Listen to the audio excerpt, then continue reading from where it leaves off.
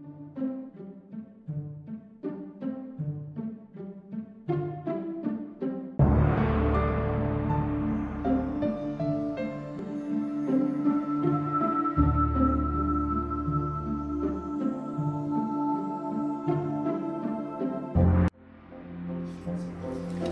chers compatriotes, Togolaises et Togolais, le Togo, notre pays, traverse la crise la plus étrange de son histoire.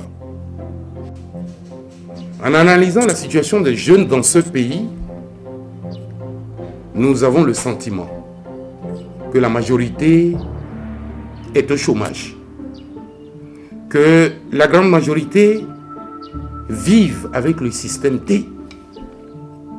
Ces cris de ces jeunes désemparés pour qui l'avenir semble bouché nous interpellent. Ces cris doivent avoir une résonance profonde dans la conscience des aînés que nous sommes. La misère est partout présente. La pauvreté touche 2/3 de la population. Le peuple a faim. Les denrées de première nécessité, le maïs, le mil, le fonio, le sorgho, pour ne citer que celles-là, sont devenues des produits de luxe. Le peuple est malade et manque des soins primaires.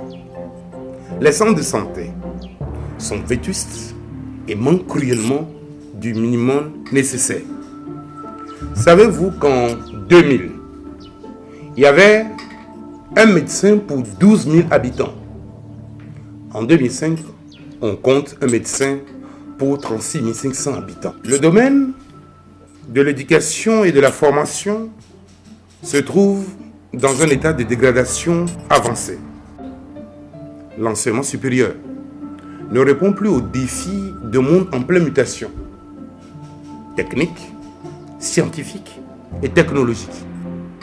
L'accès à l'Internet est un luxe pour la plupart des étudiants, et particulièrement ceux des universités de Lomé et de Kara. L'administration togolaise est rongée par la corruption. Les cadres les plus compétents et vertueux sont mis au placard. Le chômage a atteint un niveau phénoménal jamais connu dans aucun pays de notre sous-région. Aujourd'hui, le Togo manque de tout. C'est un pays sinistré. Nos dirigeants sont dépassés par les événements et manquent d'imagination. Ils sont essoufflés et ont montré la limite de leur capacité à gérer le pays sous les règles de la bonne gouvernance et à œuvrer pour l'intérêt général. Le peuple, dans sa détresse, aspire à l'avènement d'un leader, d'un courageux, d'un visionnaire, d'un homme d'expérience. Je pense, en toute modestie, être capable d'incarner les attentes de notre peuple. Le peuple recherche légitimement un homme qui pourra mettre fin à la perversion des résultats électoraux, garantir et défendre sa victoire. J'en fais le serment d'en être capable.